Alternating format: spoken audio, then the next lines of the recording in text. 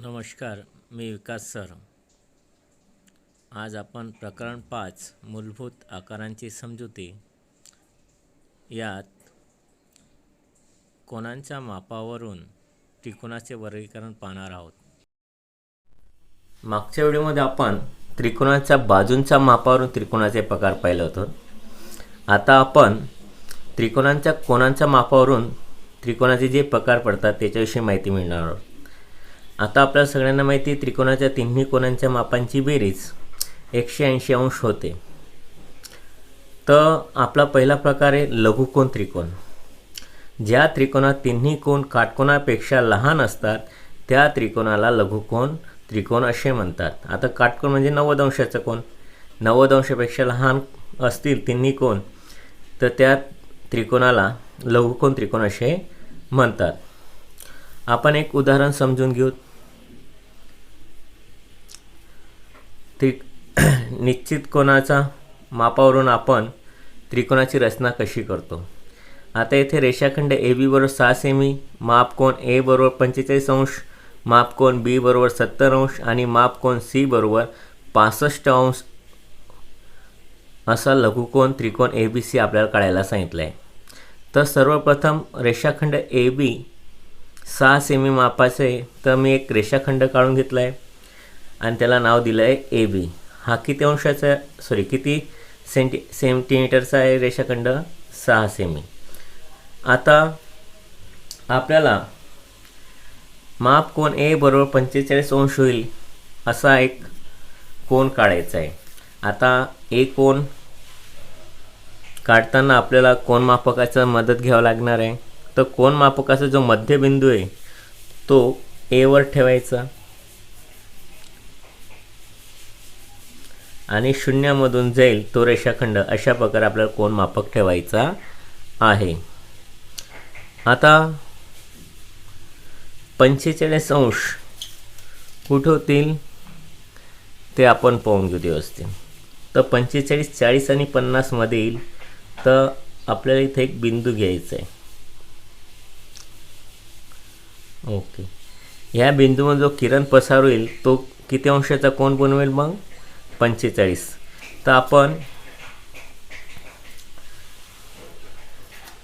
ए मधून निघणारा एक किरण काढू जो बरोबर एच्या ठिकाणी शिरोबिंदूवर 45 अंशाचा कोन तयार करेल.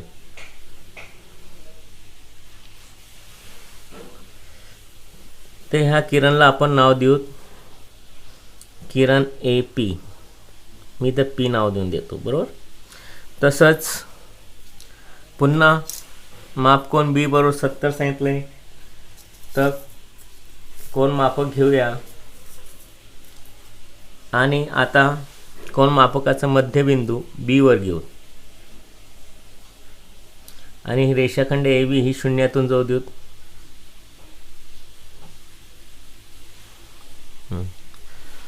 तर तुम्हाला इथं 70 अंश कुठे दिसत आहेत. आता ह्या शून्यातून गेली तर ह्या शून्यात 70 अंश इथं राहिले. तर 70 अंश ठिकाणी बिंदू मिळवला आपण आणि बी मधून एक किरण काढू आणि त्या किरणला नाव देऊ बी क्यू.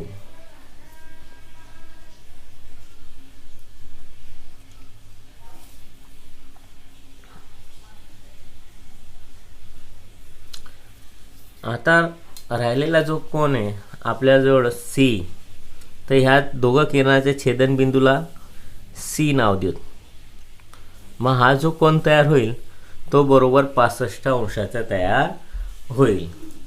खात्री करून घेऊत, मोजून घेऊत. आपण सी वर कोन मापक ठेवू.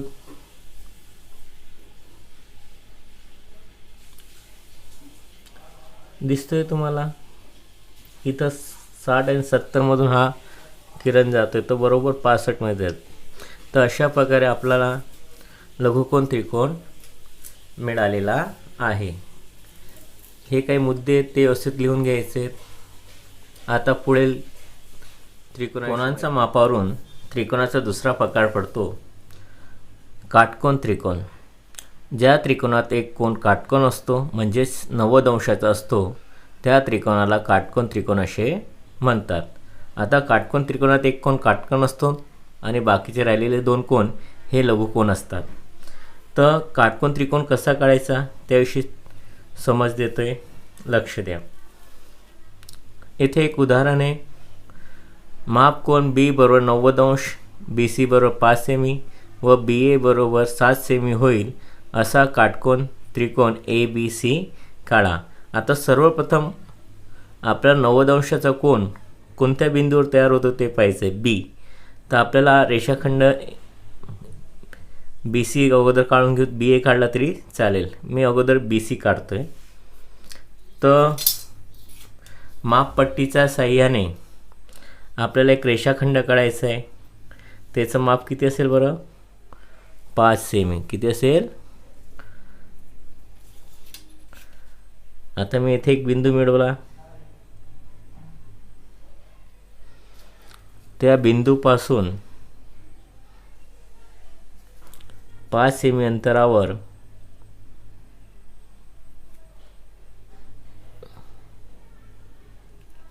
दुसरा बिंदू मिळवला.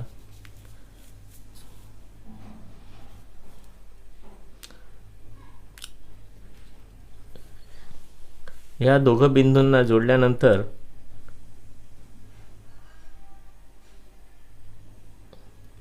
आपल्याला 5 सेमीचा रेषाखंड मिळाला. आता त्याला नाव आपण बी सी देऊ.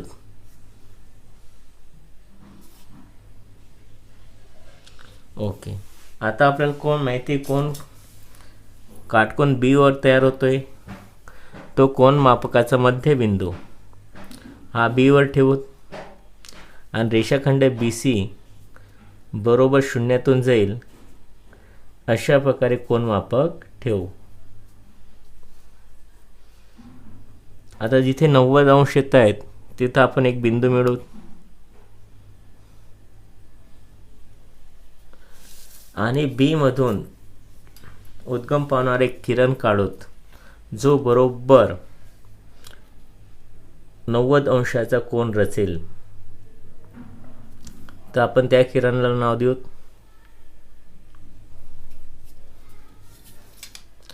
बी एक्स.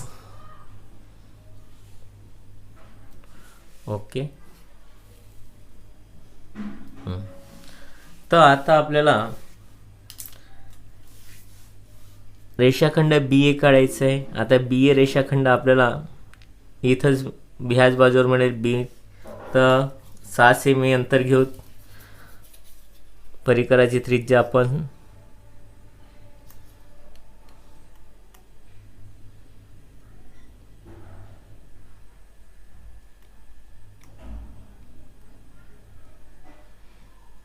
आता 7 सेमी अंतर घेतल्यानंतर बीला केंद्र घेऊन किरण बी एक्सला छेदेल असा एक चाप काढूया. आता ह्या छेदन बिंदूला आपण नाव देऊ ए. आता आपल्याला त्रिकोण काढायचं आहे तर ए एक्स हा रेषाखंड काढून घेऊ.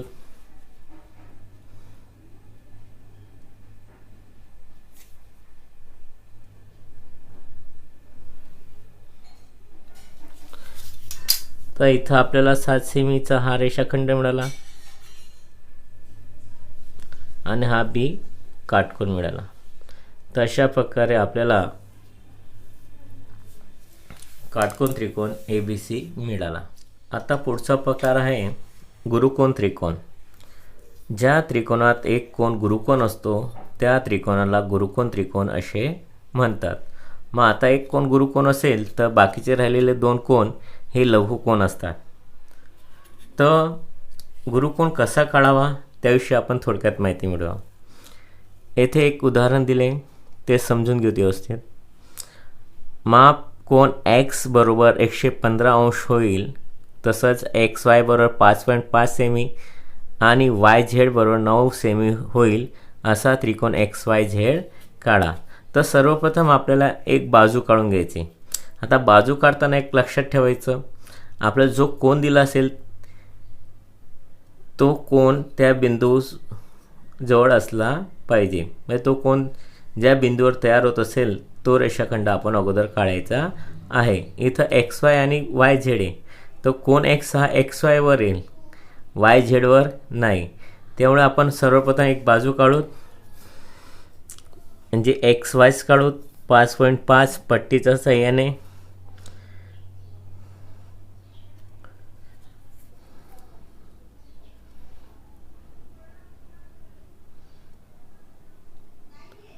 मी 5.5 वर एक बिंदू मिळवला.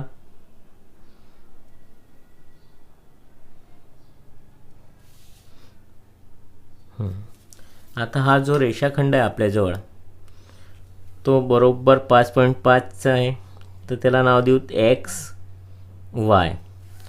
आता कोन मापकाचा साह्याने एक्सवर आपण एक कोन मिळवणार आहेत, तो 115 अंशाचा होईल. तर कोन मापकाच्या शून्यातून रेषाखंड गेलेला आहे. आता ज्या शून्यातून गेला त्या रांगेतच आपल्याला पाहायचं आहे. तर 115 कुठे येतील, तर 115 110 आणि 120 मध्ये येतील. दिसतंय तुम्हाला?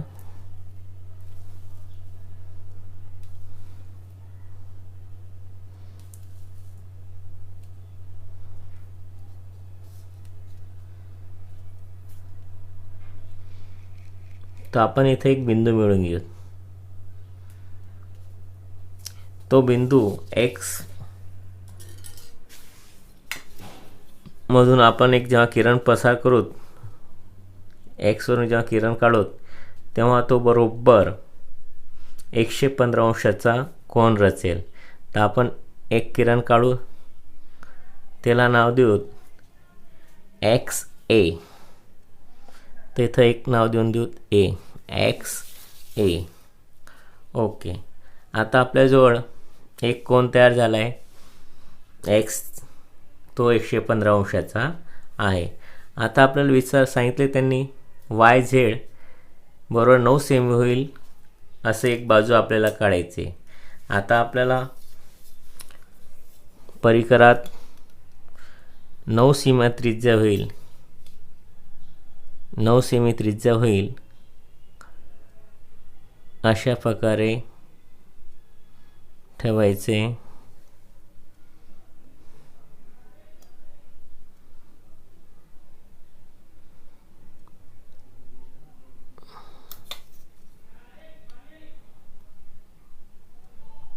तर तुम्हाला दिसते जे 9 सेमी त्रिज्या.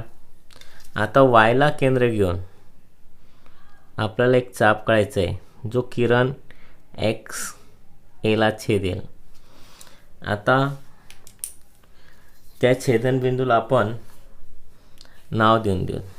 आपल्याला एक्स वाय झेड काढायचं आहे, तर या छेदनबिंदूला मी झेड नाव देतो. आता रेषाखंड वाय झेड काढायचं आहे आपल्याला, म्हणजेच दोघं बिंदूंना जोडून द्यायचे.